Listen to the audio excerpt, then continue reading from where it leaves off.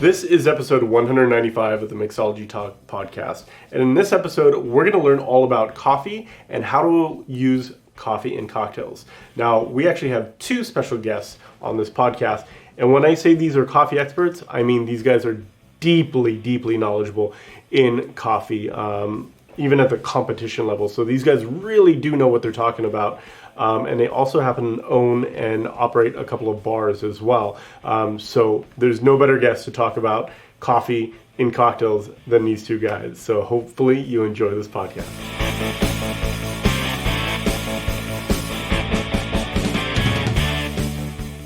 Everyone, welcome back to the Mixology Talk podcast. So today we're going to have two guests on, and the focus this month has been coffee.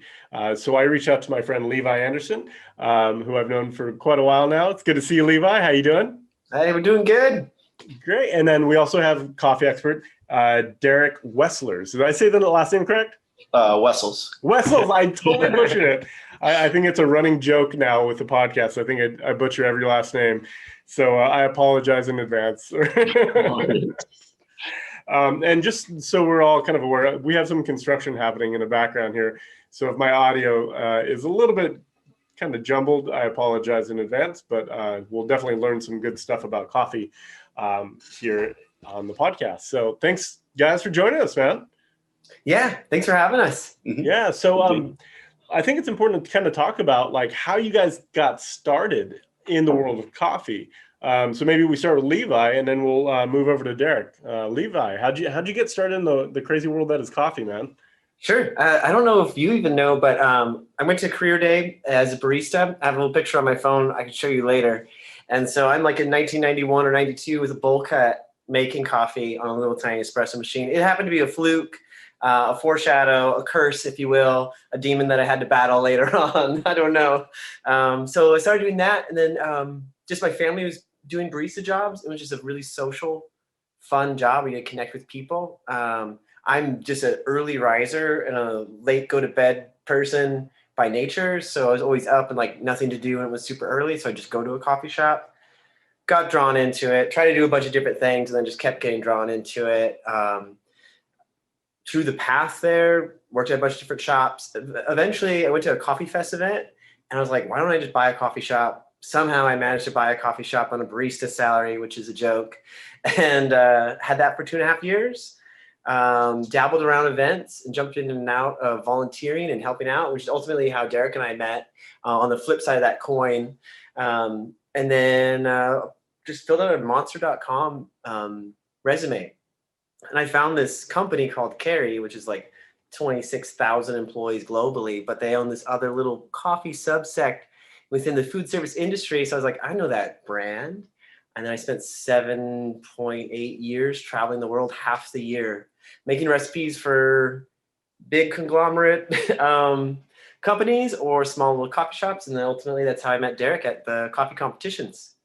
Yeah, and if I'm not mistaken, I think you actually met Julia at Tales of the Cocktail. Yeah. It was a video, like how to do a video. Media impressions, something like that. Yeah, and she's like, you got to meet this guy Levi, and after that, we've been buds ever since. So yeah, you just see me sober. I know, right? So Derrick, how did you get started, man? Oh man, I was hanging out in a coffee shop during high school with all my friend groups. So it was like kind of our social outlet, and I fell in love with the process. The place where we hung out actually was a roastery itself. So I got to learn a lot about like just kind of everything that was going on even before I worked in a coffee shop. I ended up getting a job at that shop and I fell in love with it. Kept doing that through college. I would be there home on the summers. I would work at shops during my college days, support myself. Actually bought the roaster from that shop when it shut down. And over the past few years, I've launched a couple different roasting projects, kind of gone through the whole competition circuit in coffee. That's kind of how I saw this is how you meet people, like exchange like really cool ideas. This is how we affect change in our industry and kind of the world at large, because it's really the biggest platform to speak on to young baristas, professional baristas, and our sponsors like companies that Levi used to work for. Was us directly engaging with them, being, hey, this is our feedback. This is what we think is really cool. This is like what we really want to stop doing. And then kind of just kept growing. Yeah. Yeah, and it's pretty amazing. Like the world of coffee, you could go deep.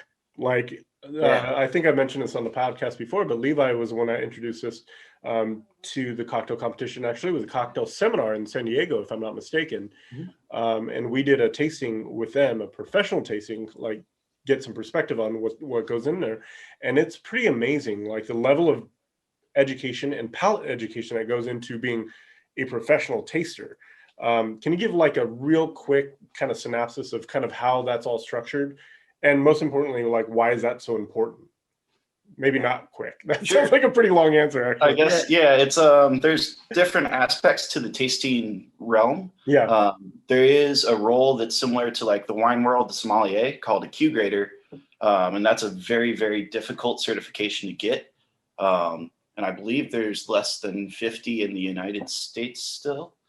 So that's if you're talking the best of the best coffee tasting, that is kind of the epitome. Then there's things like cupping competitions where you've got 3 coffees that are very, very similar, and you're just trying to pick the odd one out as quickly as possible.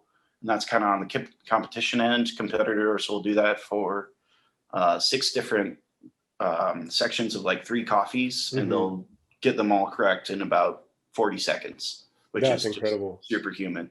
Yeah, and it's, I mean, the memory you have to have for this tasting panel is just absolutely incredible, and it's very specific. And we can't do it justice on this podcast, but I will say it's the most rigorous education around a palate I've ever seen. So if anybody's interested, please go take a look, and maybe you can send me some resources that I can kind of link to for more coffee education. But it really opened my eyes to like the level of professionalism that happens around the world of coffee. Now, why is that so important? Why is that like the grading of coffee so important?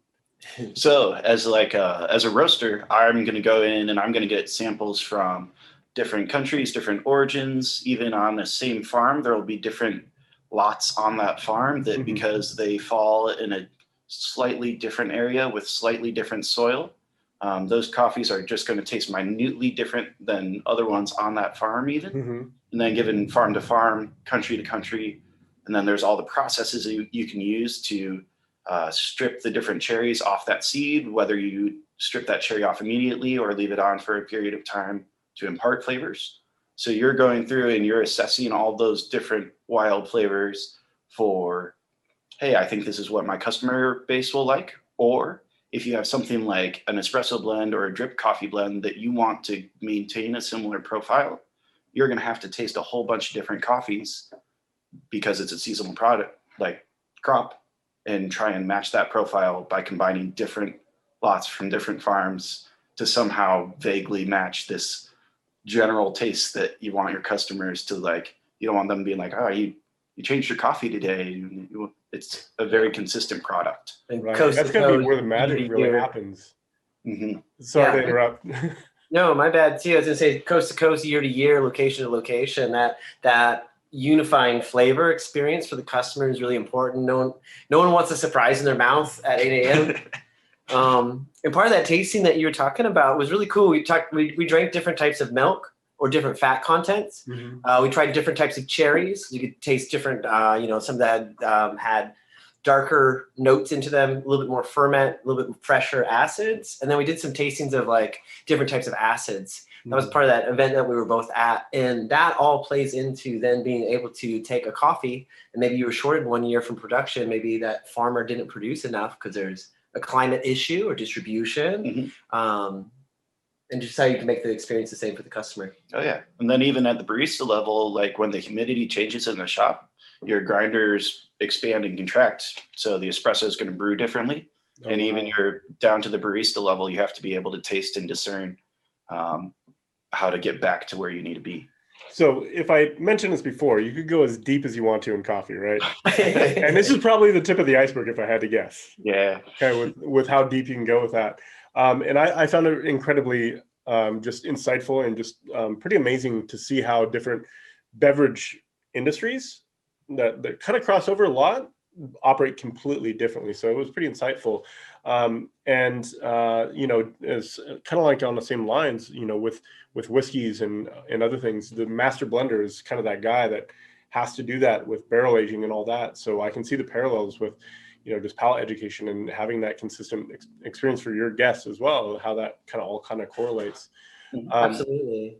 And then there's a barista that has to deal with it, like the humidity in the real time. They don't cork a bottle or uncork a bottle and just mix, rum and ice with Coca-Cola. Mhm. There's like your milk within distribution or shelf life, and when it's been open, like if your milk heats up and then cools back down, it'll influence the acidity of the espresso and it'll actually decay the crema and foam differently. There's all this little weird stuff. You ever notice that? Oh yeah. Well, and it's like, even if you source from a local dairy, if the cow's diet changes throughout the year, your milk's going to taste different. Of course. You don't really think about it until you're like, oh yeah, I would like to support the local businesses around you. And then you're like, hey, what'd you do to my milk this order? Right. And I mean, especially on the competition level, I'm sure all these specific details make a huge difference in kind of the end product and stuff. Mm-hmm. But like we mentioned, like this is how deep you can really go. And I think I remember seeing a YouTube video of somebody that, like, in a competition, like a world level competition, that had a very specific cow they got the milk from, and there was like a backstory on the cow, and like this is how granular you can get if you really want to go that deep, right? Yeah. That was the Australian World Barista Champion, I think, in 2013, Matt Berger. Yeah, see? Now, I'm gonna not take us this far deep because I think for me, my knowledge base isn't that deep as far as coffee goes, but I would like to kind of learn from an expert kind of the basics of coffee, because I think that gets overlooked. Like, I think a lot of assumptions are coffee is coffee is coffee. Sure, there's different companies, but I think, even besides that, let's go back to like the basics of coffee and kind of the variables that go into making a good cup of coffee. So let's start at the beginning. You kind of mentioned where it comes from is super important. And I imagine that this crop, like many other crops, is very terroir driven, like wine.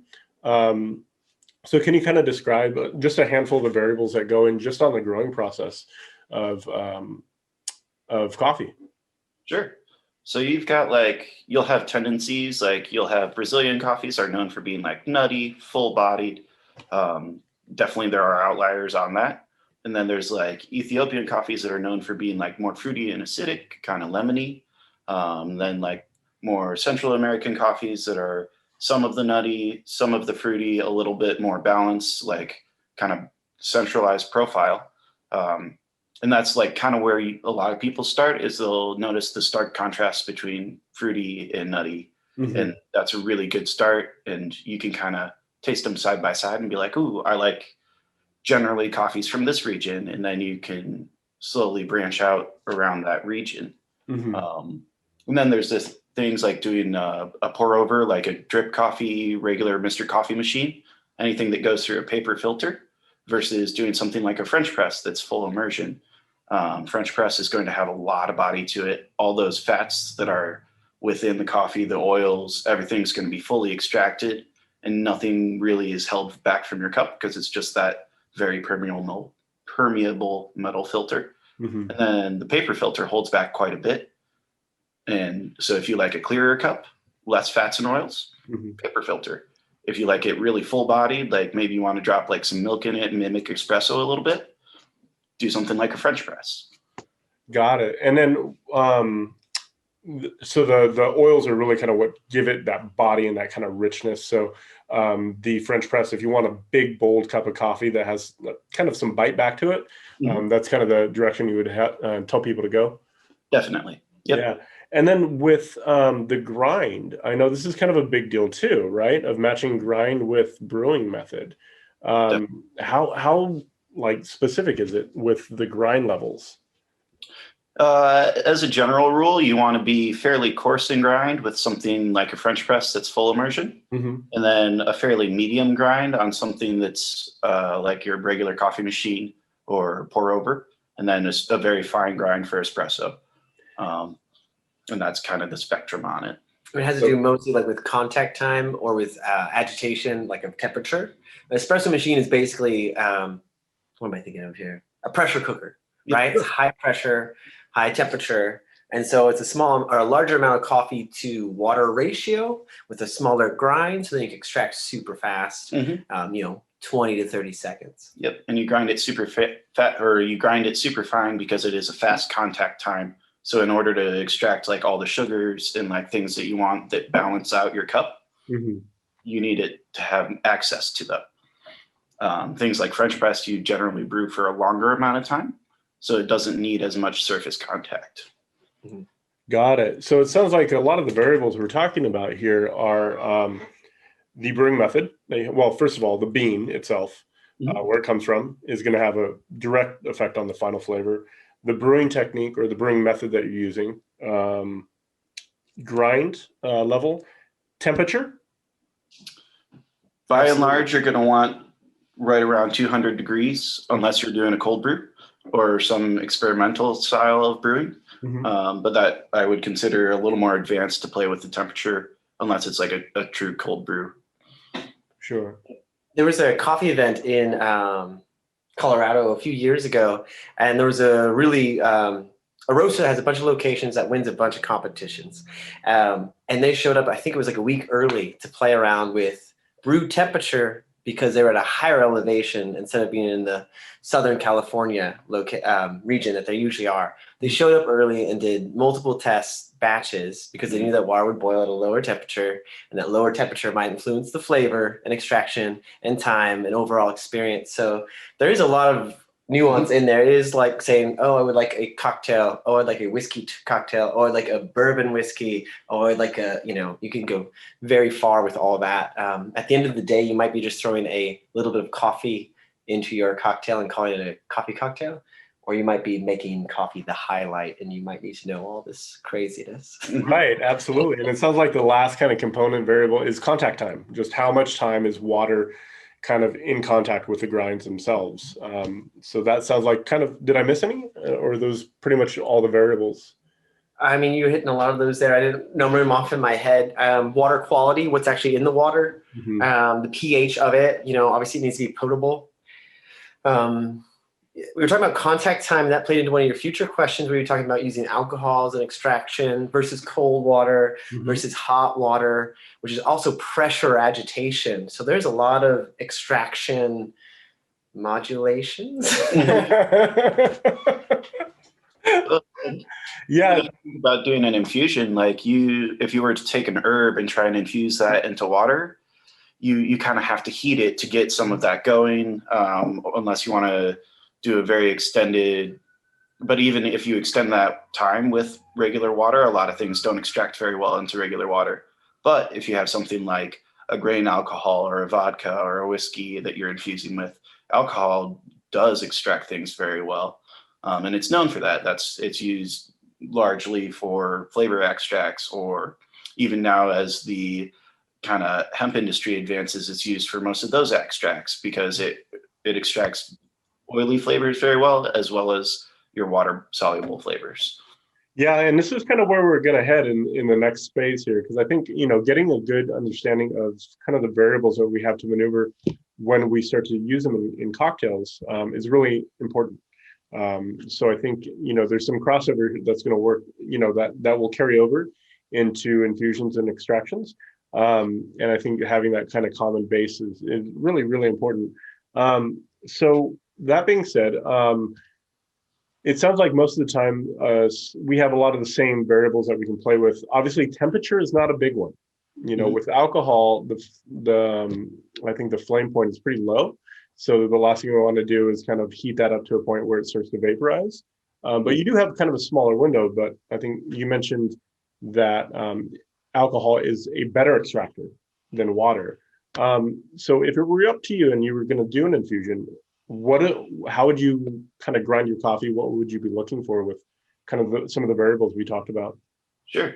Well, because alcohol is a little better at extracting things, I would treat the coffee a little more like I would with the French press brew method, or something full immersion of that nature, where it is good at pulling flavor out. So it doesn't need the access like the super fine grind as you would with something that struggles to extract. Sure. I've done just one bourbon cold brew, like a whole batch, because I was pressed for time. and I knew I still wanted the flavor profile of cold brew. I only had 12 hours to do it. Due to planning, and like I was on a trip or something like that. So I was like, okay, I will get a bunch of Jim Beam, a bunch of coffee, and I will do some staggered brews. And I know I can do it within that amount of time. It'll still hit the mark of cold brew, but because it's alcohol, it'll accelerate the extraction. And then on the back end, I thinned it out with water. Now, the cheaper thing that I could have done if I had the luxury of time would do my cold brew and then thin it out or bring it up to my dilution with bourbon and water again. But I knew like, okay, I can actually accelerate this production with just using the alcohol. And I chose, a bourbon that was affordable to make some mistakes with. I thought that it would complement. I thought I had enough sweetness and body and all that sort of stuff. So there have been times where like literally that was the only time I can think of where I was like, I must do this way and no other way or it won't happen. And that was a very fortunate mistake that, or solution, I guess, to my mistake prior. But otherwise, I like to start with extracting just with water because that's what I'm more comfortable with. And usually there is all those variables of the hot, the cold water. And then it's a cheaper product to now play with. Right, because you're not investing the money with alcohol. So it's, much more approachable. And I think a really good kind of starting point to kind of get your understanding of how things are going to extract, especially with coffee. Less variables. Yeah. One of the great things of extracting with alcohol is the shelf life of it. So if you extract with water, like a cold brew or even a hot brew, like a hot brew will destroy a lot of the bacteria in water just because it gets up to that boiling point and it becomes more safe.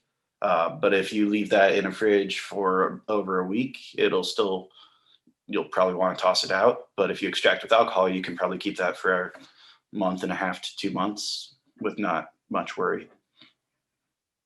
Perfect. So I think the next thing I want to talk to you about is flavor combinations. What are some of your favorite combinations to go with coffee? Yeah. It's funny if you looked at like the flavor Bible, what they say or what they used to say, or maybe it's a different book I'm referencing now from my memory. But it was like pairings and then non-pairings. And it's really wild because the pairings to me really speaks to anything that's bourbon or like a sweet vermouth, any of those flavor profiles that are in there. To me, like instantly there's cherry. That is a good bridge of flavors for cold brew. You had mentioned some stuff about asking some potential coffee cocktails that go with that. Like a surprising one for me that when I was just playing around was actually taking a Negroni, one of my favorite cocktails. It's inherently bitter. And how do I turn that into a hot coffee pairing back and forth? And as I was sitting there and thinking about it, I was like, well, Campari to me has a lot of earthiness to it. Okay, that can play into coffee. And it's bitter. That can play into coffee. The sweet vermouth, oh, wow, that's a real like player. Yeah, that all complements. And I was sitting there, I was like, gin just doesn't make sense to me. It doesn't, I can't make it. And I was like, wait a second, what if we just take this and we change it from a Negroni to Boulevardier? So now we got bourbon as the background. I did that and it all worked together really well.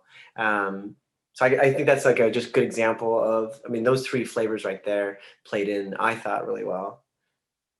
Yeah, it sounds really great. And I think it sounds like you just needed that bridge, that one kind of component to tie everything together. And it sounds like bourbon was a pretty stinking good vehicle for that. Yeah, it was a happy accident. Going back to that cold brew that I made that accelerated super fast, it was bourbon based. Now I'm clarity of mind now seeing that. But then it's wild. There's some in that flavor Bible. Then there were some flavors that didn't work. And when I was just looking it up one day, it was like lavender. I was like, a couple of years ago, lavender and coffee was like the most popular coffee shop thing before coffee shops ever knew about oat milk. It was lavender and like rose, right? And I looked up in the flavor Bible and was like, that is an absolute do not pair. Don't do florals in coffee. And I was thinking about for a while. I was talking to a bartender that's not a barista or wasn't, or who knows what he is now. And he's like, yeah, it's just so bitter and smoky. I was like, oh, yeah, because you're using a bitter, smoky coffee. And that's kind of an advancement in the coffee world that's happened in the last 10 to 20 years is our coffees aren't as bitter and dark as they used to be. So they do pair with things like lavender, like things like lemon. Yeah, we're doing a recipe right now that's a Kenyan cold brew coffee. So it has these berry notes, these like blueberry notes. Blueberry and lemonade is amazing together. It is literally 50-50 Kenyan cold brew coffee with lemonade. Mhm. You know, that acid doesn't seem to work, but it actually does because there's that bridged note of the blueberry, but then it doesn't have the bitter because the bitter and lemon is a little bit tougher. So yeah, it totally works. So there's some other recipes that I've done. Like one of my favorite ones back in the day was espresso tonic water, a little bit of lime, a little bit of espresso. And I found that for the coffee component, using espresso matched really well with the tonic water and the lime, the acids. They all balanced really well. I just had to bring the coffee down and make the coffee the background flavor and bring the tonic as the forefront. Both the texture of that effervescence, which kind of makes sense with the espresso. You're gonna have that bright, you're gonna have that mouthfeel. But a lot of these flavors, you just have to modulate a little bit side to side. Maybe get rid of one component that's in the coffee that doesn't work. Or Yeah, you can you're kind of blowing my mind, man. Yeah. Derrick, go ahead. One of my favorite cocktails I made was it was another actually a Kenyan coffee, but it had some like nice like kind of floral hibiscus notes. So I highlighted that with a hibiscus simple syrup, added some rum, and I did it as a hot brew with a like rather thick paper filter.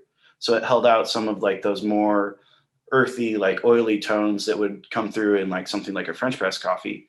And it came through as like a really bright, fun kind of summer cocktail, which you don't think of coffee cocktails as summer cocktails a lot of times. Yeah, and like I said, you guys are blowing my mind with these flavor combinations because I always think of coffee, and I think it's probably just because I grew up on Folgers. You know, like this big, tannicky, just bitter, like knuckle right upside the head. And you guys are kind of like finessing this stuff and then like just pushing it over a little bit over here, a little bit over there. And like it sounds like the key is just kind of figuring out where you want it to hit, like the balance perspective.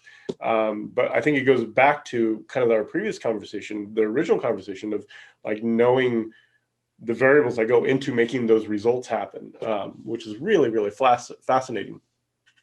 Levi, next time I see you, I want that Kenyan and lemonade, man. That sounds like incredible.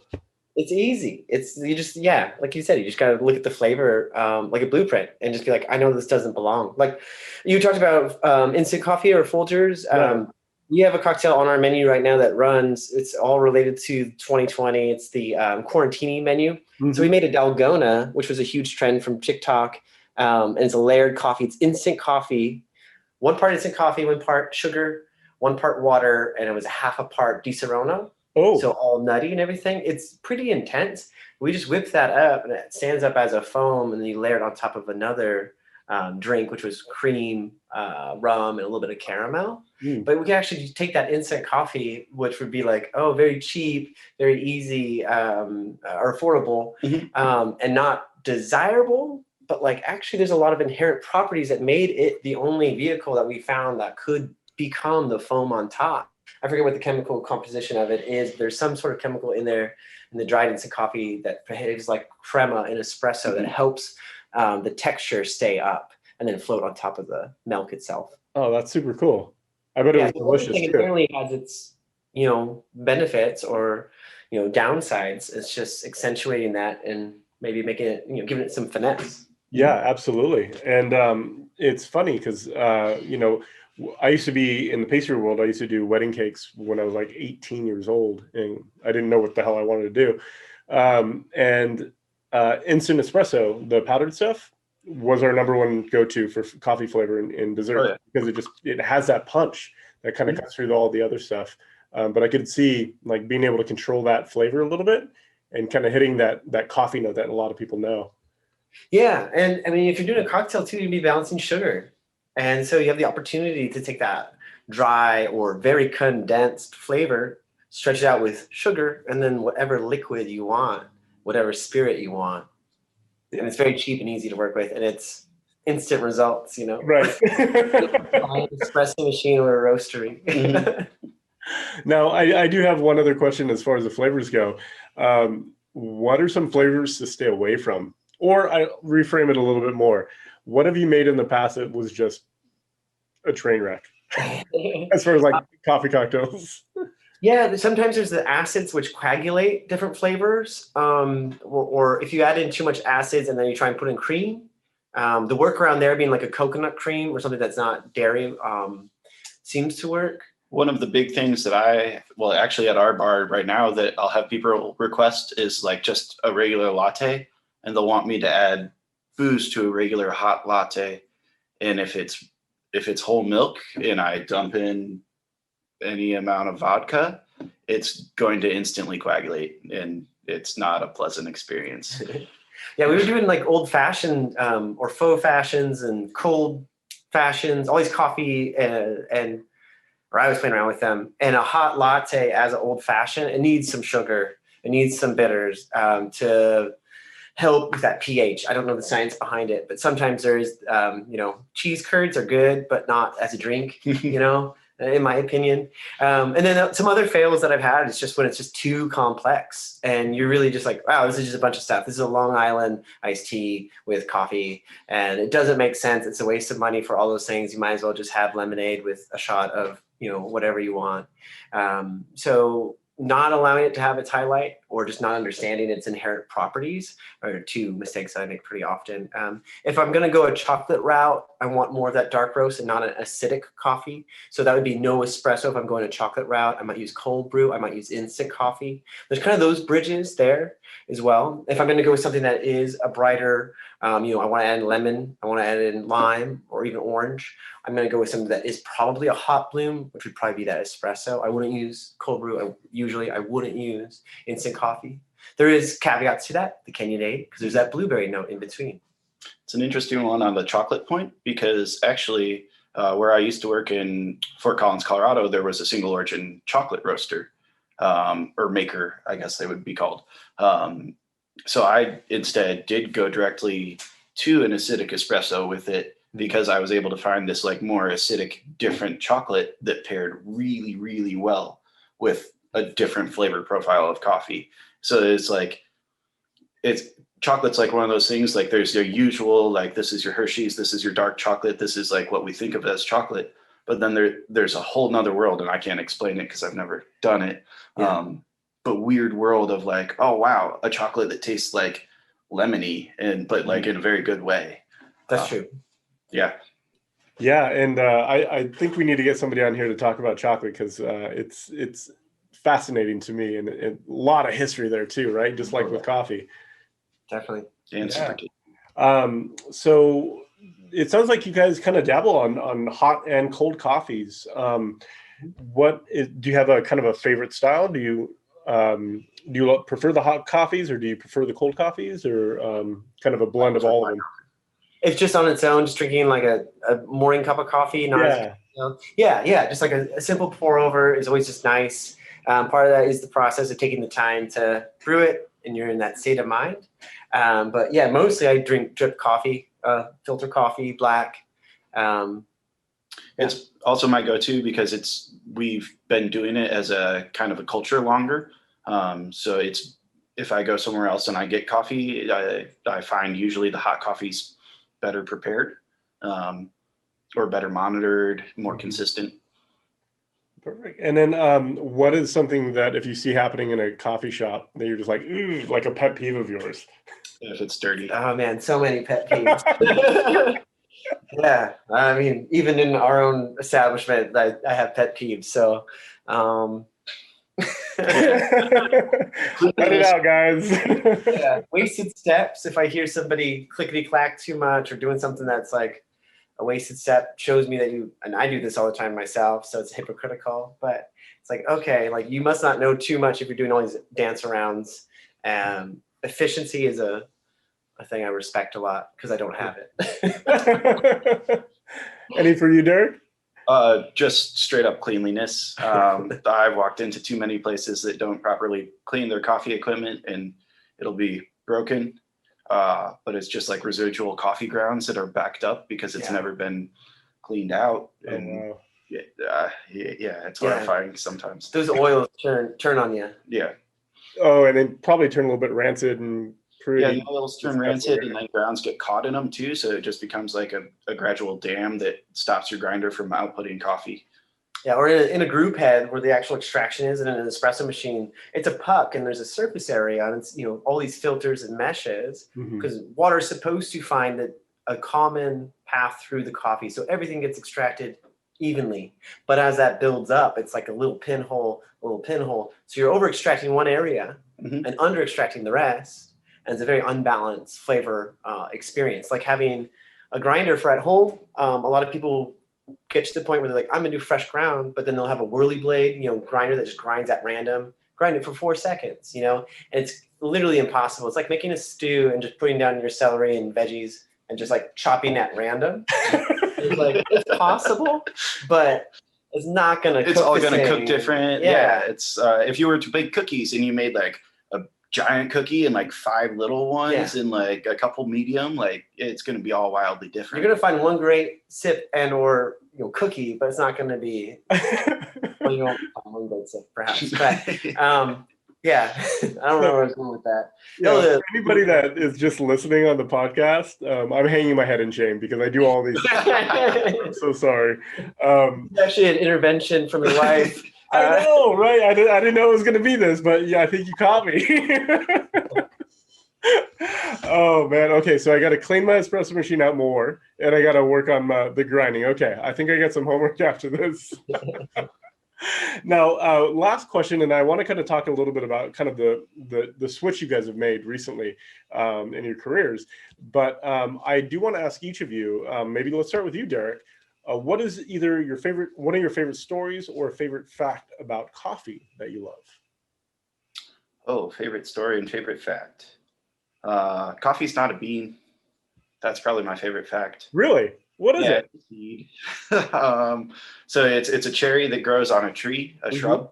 And it's plucked, and it's definitely just not a bean. As far as story, do you want like a personal story or like a world at large? Personal story, like an experience that you've had, like one of your favorite coffee experiences you've ever had. Sure. So it lines up with one of probably the best meals and general experiences I've ever had. I was staying in Seattle, and I was I was working for a booth that was a pop-up at what's called SCA trade show, and it's a specialty coffee association. And they put on a huge trade show, all kinds of companies come, and then there's also a competition aspect. So there's like the barista competition, Brewer's Cup, which has like just brewing black coffee, the tasting, the roasting. And I was in the latte art competition, and that year I happened to win. So that was really cool. And it was a really critical moment in my life where I was like super short on money. And like, I just had this huge euphoria, and like, I won this big competition, and I went out and I got really good sushi at 1 a.m. after everything was said and done, and just kind of decompressed, and like was in Seattle, like the coffee mecca of the US, and just felt super elated over it was a big proving point. And I was like, man, I can do what I'm doing. Like this is valid. So yeah, that's really cool. What about you, Levi? There's similar experiences like that. Like it's a weird world. It's a creative world. There's a lot of people that really care. I'd encourage anyone to watch the documentary Barista. It might be cheesy to them. It might be silly. It might be exactly what they think and feel in their own career. There's a lot of people that did some real remarkable stuff in extraction and distillation after extraction, like the whiskey world. I've traveled the world getting coffee with the weirdest, coolest people. One that's most poignant right now is like one of those trips. I got to judge for a few years America's Best Cold Brew, which was a cool event. Found out I had voted for Derrick's coffee when he was just my chum, and he ended up winning that year a coffee that he roasted, extracted, and presented. I wasn't even aware that he was there. At that time he was just a pal, and I had my own life going on. But now full circle for where we're at here, it's like, oh, that's definitely the most poignant for me right now. That's a kind of a cool thing. Derrick himself being a competitor in many different coffee competitions, which he kind of passed over, but that is how we met. And that is like, it's a wild world at the top of that competition tier, which is in that Barista and Barista 2, those 2 movies. Black Coffee is another great documentary that's kind of more comic book style, but shows the history of coffee, how it got around the world. In there's a lot of great stories I would share, or I would choose if it was a non-personal one. Oh. This brings me to the next one. I was muted there for a second. Let's talk a little bit about kind of the pivot you guys just made, because you guys were both kind of deep in the coffee world. obviously. And then recently you kind of went a different direction. So maybe Levi, can you tell us a little bit about what you guys got going on over there? First of all, where are you guys located? Madison, Wisconsin. Perfect. Okay. USA, Milky Way. What do you guys got going on in Madison, Wisconsin these days, man? We are on the cusp of opening a modest roastery. Modest, yeah, we'll go with modest. Yeah, something like that.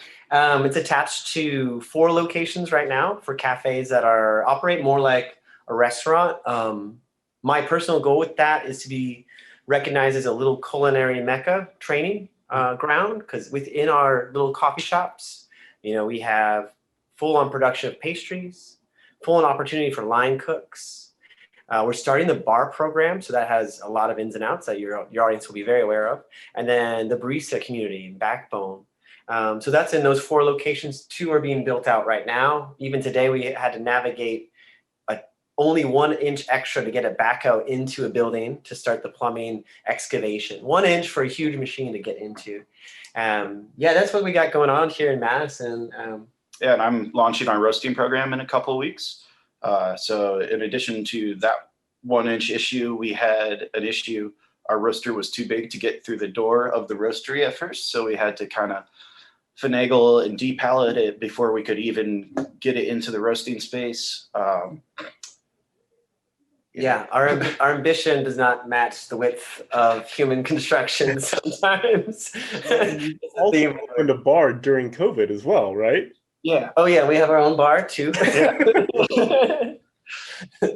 That was a crazy weird dream, which you were brought in years ago. If I should have looked it up, probably 3 years ago or something like that.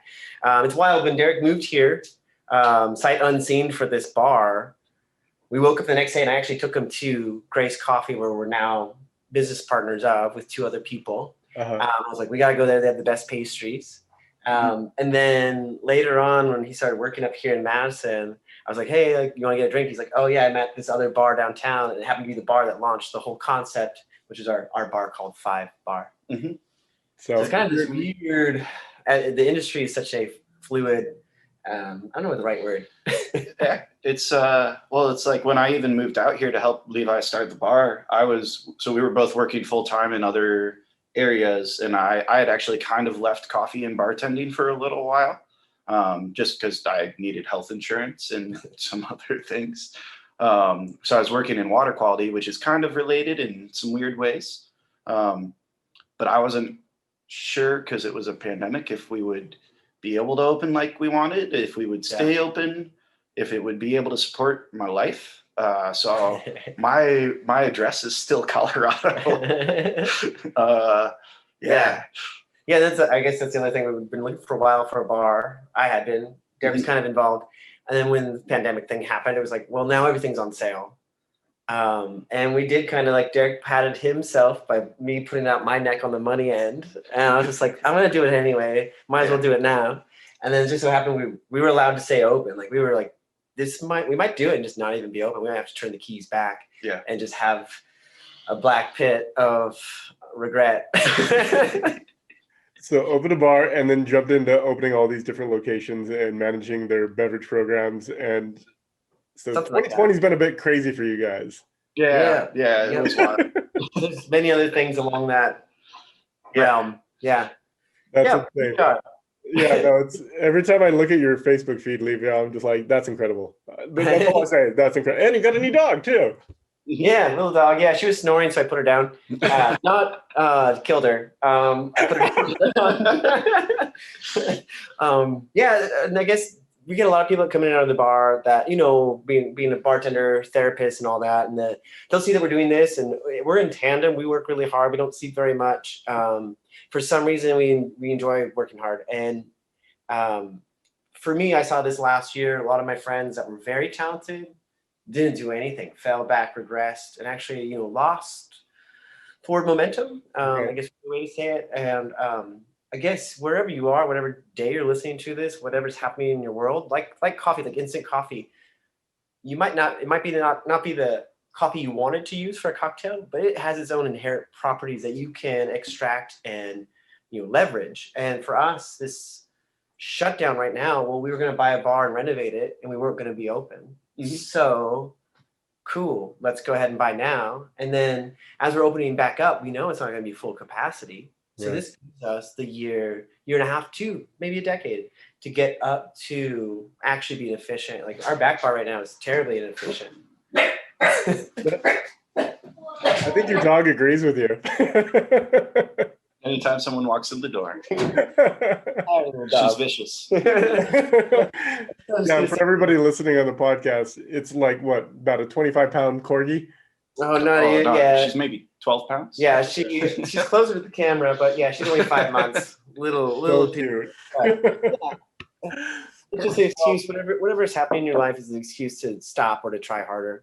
And that's all I wanted to say, I guess. Yeah, no, and I think it's really relevant. And as I'm starting to see kind of everything start to open up, I'm keeping my fingers crossed that this helps us kind of move forward all as kind of a industry and really kind of wrap our arms around hospitality.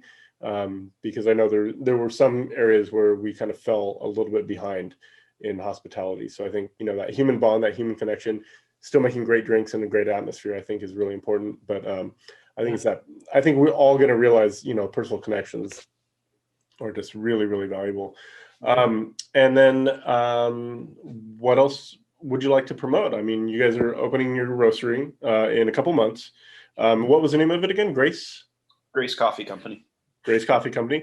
Anything else? I mean, you guys are always moving and shaking, man. Anything else you want to plug? Every month we do a little set of 5 cocktails. Usually they're all original for our 5 bar. And so if you're looking for really weird ideas and stuff, that's definitely the most entertaining outlet, I would say. I think we launched with a Drunk Trump, all Trump-related cocktails related to scandals or things he did or did not do. That was a couple of months ago, right? In like November or December. Yeah, right around the election. I was waiting for her. She's leaving out the door. But yeah, we launched during the pandemic in a very, very politically volatile. Yeah, climate. A very blue collar community as well, with an anti-Trump satire menu. But even like our whole state is super divided. It's a swing state. Our county was a swing county, so we were right in the midst of. Yeah, the county ended up going blue, but it didn't feel like it was going to. Well, you guys are definitely pushing boundaries. I think one of the rules about bartending is, what is it? No religion, no politics. You're like squashing that right out of the gate. Yeah, and sometimes we talk religion, but that's late at night. Yeah. No one else brings it up. I mean, I'm happy to not agree with that.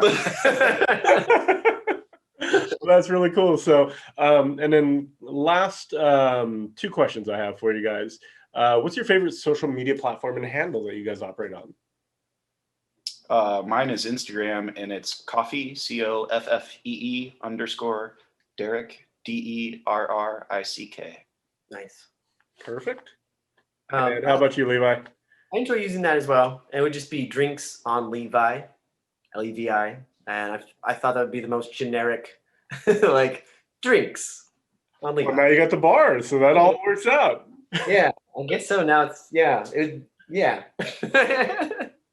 And then last question, and is what is one tip you guys have or a technique that you would encourage everyone to try next time they brew a cup of coffee? Oh, sure. Yeah, you had that in the notes, and I totally forgot about it. Usually it's like when someone's trying a food or drink, I try to encourage them just to identify why they don't like it. And maybe that same dish or genre of food, you could still experience it without that thing you don't like, whether it's too spicy or there's coconut or something like that. But with coffee, sometimes it's just like dilution really helps. Sometimes it's just actually using fresh coffee instead of old coffee that was sitting in the freezer for 2 years. I would encourage everybody to learn the proper technique for the Irish coffee, having the cream layer on top that floats and doesn't just sink in, not using Baileys, but using fresh. If you can learn that technique, either with shake or any way to froth up that cream, it's a really beautiful thing when you have that cold, sweet cream on top of just a black cup of coffee with some booze in it. Mine is eliminate variables. So like whenever you're trying to troubleshoot something, a lot of people will make big changes or many changes at once. And if that introduces a lot of variables, you want to, if you don't like the way your coffee tastes, maybe you start with changing the amount of scoops, but make sure that every time you scoop the same way. If you eliminate a scoop, just do one scoop, or maybe change the water and have it with your measuring cup. Make it a measurable, eliminate as many variables as you can. I like the data-driven approach, man. That's awesome. Much smarter way to do it. Yeah. Well, guys, I cannot thank you enough. You guys are amazing, and your coffee knowledge, I'm sure, it was fantastic. So thank you very much for joining me and your time, and we'll talk to you soon, man. Yep. Yeah, thank you. Appreciate it. So once again, thanks to Levi and Derrick for joining us on this podcast. Like I mentioned, these guys are really, really deeply knowledgeable when it comes to coffee, and I'm sure that came across on the podcast. Now, if you're in Wisconsin, definitely go check out their bars. We'll have links in the show notes over at mixologytalk.com/195, and definitely check out their social media profiles as well. So we'll have some more podcasts for you guys in the future, but until then, I hope you guys are staying safe, having some great cocktails, and we'll talk to you soon. Cheers.